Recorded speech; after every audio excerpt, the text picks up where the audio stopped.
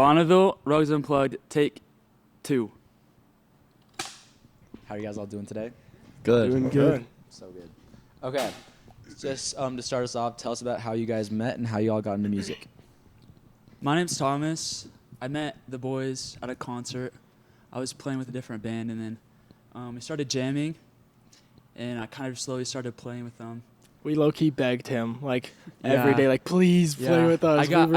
I got demoted to bass. I was playing lead Demoted. guitar. I was playing lead guitar, and I loved it. But I've also loved the opportunity to play with them. I mean, it's been great. I've been in the band for about a year now. I think so. Wow, it's impressive. Yeah, a year. Because like in the fall, kind of. But I got into music. My dad collects a ton of vinyls. And so I would just like play vinyls all the time in my house. Lots of Smiths. But yeah, I mean, I've just loved music. And I've been playing guitar for a while now. And so it's just been like really great meeting people through the scene and stuff like that. So yeah. My name's Gabe. Me and Chase are just cousins. I've known him for my whole life, which is great. My whole life. We had like a little Free project. Flowers. It was called Free Flowers. I remember that. We played Nirvana covers in his bedroom for like hours. And we have videos of it, and we look back, and They're on Guitar Tabs. Like, Guitar Tabs Yeah. has like this like YouTube Shorts kind of thing of like posting your covers, and they have an account on there. Yeah, then you guys started hanging out, and then I just kind of like. Chase like hated me in 5th grade, but then we ended up coming around He was because good at guitar, so. yeah, so we the had only to reason make it why. work basically. But And then we just started jamming with Jack, and then that's how Bonneville So started. Bonneville was kind of a, yeah, so I just went to the same elementary school as Chase, and we ended up getting closer. I moved away for a couple years, but when I came back, we ended up getting like really close and hanging out like that whole summer. And he started playing guitar like in front of me, and I was like, oh my gosh, this is so cool. And I picked up guitar kind of because of him.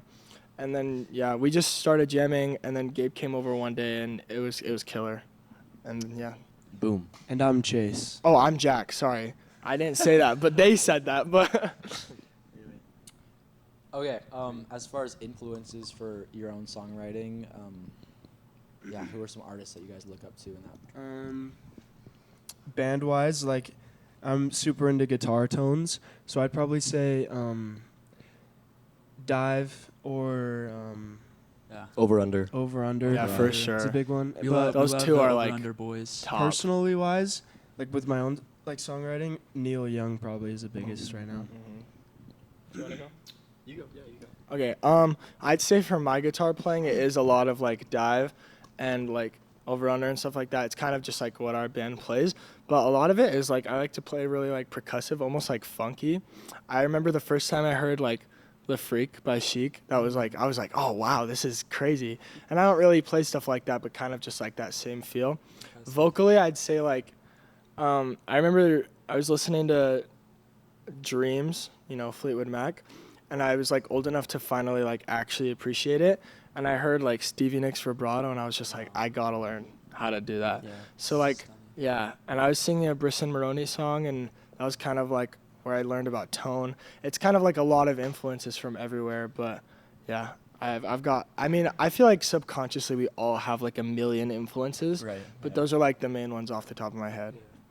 One of my biggest influences is Fletcher Shears. He plays drums in the Garden just because he kind of has like this like punk kind of, like groove. And then, I try to play like Jaden from Over Under, but Yeah. you kind of can't beat Jaden. Dude, he's so good. Yeah, but, I try my best. That's kind of band-wise inspiration is like, Jaden. But overall, I kind of really take a lot of inspiration from the Garden. Or Fishman's. That was one of the long seasons by Fishman's, yeah. We I listened remember to when you Chase showed on me song. that at Sound school, effects-wise, yeah. and I just like lost my mind. It's what is it, like a 20-minute song? 30 minutes. 30-minute song. And we listened to it in history class, and I was just like sitting in the back, and like, I mean, he was probably yapping about something important, but we were just in the back like, oh my gosh, this song is so good. Yeah, but just because, I don't know, they have a lot of weird, like effects, and I've always been in love with, like, having these weird, stupid effects. Like, we would be in we recorded in June, and I would be like, can we add this? And then I'll be like, probably not. Like, It wasn't that it was like bad. It was super creative. It was just like such a like a raw album that we were going for, and we were like, Gabe, this doesn't need a car honking sound effect here. But yeah. yeah. But I feel like our taste is definitely different than it was like a year ago. I think so. For like, sure, It yeah. started like our album that we just released is very soft and like mellow, and then Not anymore. the new song that we play today is definitely more like grunge. I wouldn't say it's like It's very. I feel like we're heading towards a lot of shoegaze. yeah. I mean, I've always loved Title Fight, Mm-hmm. just those heavier tones. I mean, like I just saw Tagabo at my Kilby gosh. Block Party, and that like blew me away. Just like And the horse jumper the of love. shoegaze like scene is just so like strong to me, and I love watching people play together because it's just like the beat and the drum parts are just so like locked in. It's just, and that's what I feel like we're starting to catch on to more like I agree.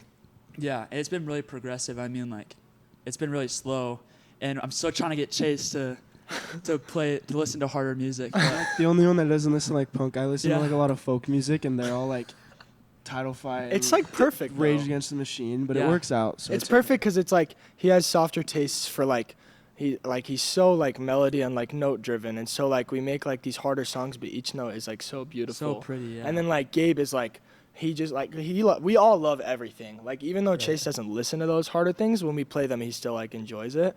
Gabe's like got like these harder like punk like almost funky like Sego Garden like not bad at all. It's just like unusual. Like you wouldn't hear that normally. And like I'm super shoegazy. I feel like I owe a lot of that to Thomas because I remember when I met you. I would like not listen to anything. I had like my indie phase. Tommy the Cat. I remember I was. Oh in the, yeah, We were in the Primus. car and I was listening to Tommy the Cat, and Jack was blown away. I was like, this is so sick. Why is Yeah. it so weird? Yeah, Les Claypool. Yeah, so amazing. good. But Yeah. Tommy just like Not so bad. brought in a lot of influence for us, and it felt like all of us have like been able to contribute like different tastes into the music to like give it like this like sound that kind of has a little bit of everything. I feel like. Would you agree with that? It was never forced Yeah. though. It was just kind of like we all agreed that like No, yeah. we were kind of getting bored of the same songs we were writing, so we like just had different structure, different tones, and it just worked out really well. A lot of them feel like different genres sometimes for too. sure, and like the tempo changes and everything are just inspired by the different like Yeah. punk. Because I'd say like when you think about we've said this before, like writing music is like super perfect for us because it's like when you hear your favorite songs that you love, and then you can just like because we write music that we genuinely enjoy like listening to, and so it's like we take songs that we love and we'll try to not really try to replicate it, kind of like I said subconsciously, but it's like those changes are things that we look for in like our favorite songs. So writing stuff like that just feels like natural. But yeah, that's about it. Yeah. Lastly, I just want to ask you guys about the new album that just came out, and just how is that process with recording and crafting all those songs over the last. Do you want to few months? answer this? I can start. Okay. I've loved working on the album, and I'm kind of sad that it's like over. Yeah, the whole process was beautiful. I mean, we met Jake, who produced everything. He was interning at June at the time, and we were just really grateful. Scott Wiley, he just like accepted us, and we live tracked the whole album, and we had some tracks that we recorded outside of June, like in parking structures and just like very creative acoustic stuff with piano. I loved it. I mean, it was great to kind of leave bass and kind of help write some different parts, just like get outside of my comfort zone. So I thought that was sweet. Yeah. Yeah, I feel like all collectively as of us, we kind of wanted the album to sound like you were standing in a room listening to it. Right, With like, you know, yeah. everything happening Sounds around very you. live. Not like each song is a separate thing, kind of Right. like more like a feeling. 'Cause that's how all the shows are. I feel Yeah, like. we try to have everything kind of feel like it's its own. Fading into each other. I Yeah. feel like we don't want it to be like one song, okay, and then another song, okay.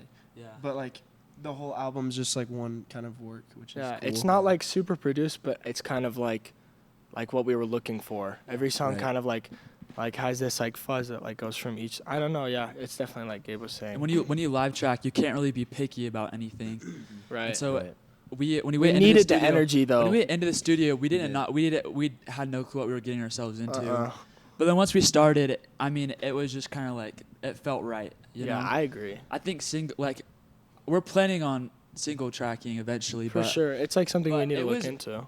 especially the songs that we recorded. I mean, Birds and Bears is my favorite. We should all say I our can favorites. second that. Birds, I can second Birds that. and Bears is my favorite. We played that one today. Mm-hmm. I think it was our third song, Yeah, the last song. one. Yeah, it was Yeah. really good. But I just love the tempo changes and like the harder parts, softer parts. But I just love like the variety. I think it's really fun. I also want to add and kind of mention that we've been through like a lot of different like phases of kind of like recording and stuff like that. And the songs that we've been playing, like Groves was our first song we ever made, and that was like maybe 3 years ago, 2 years ago. We recorded it in like an apartment room with one of our buddies, and we just didn't like the it sound. it was beautiful, and it was so well done.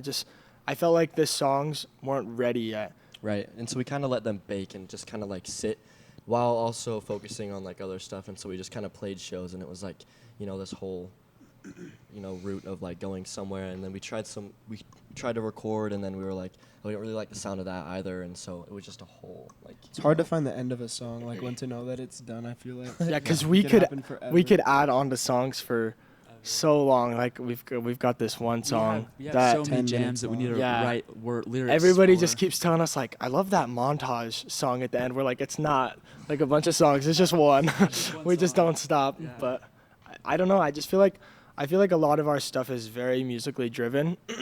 Like in the beginning, I didn't really know how to sing. I had like some singing background, but then I like went through puberty and lost all of it, and so it was just like super rough trying to start up again. Were like you a if played theater kid? Pinocchio, Yeah, I was. I was. Theater kid. Yeah. But like, I don't know. So we tried to focus on like music. So that's why we always have so many jams. Groves is definitely the most lyric or vocally driven song. And We so try not to follow like basic song structure too. I don't know if that's a good it's very thing or a bad linear thing, for sure. but I don't know. I feel like every song's very different structure wise, and I don't know. It was super rewarding now that it's finally out, and it was a long but super fun like week that we spent getting everything recorded. So Yeah, I it's love it. interesting because it was awesome. like so draining, but we didn't want to leave.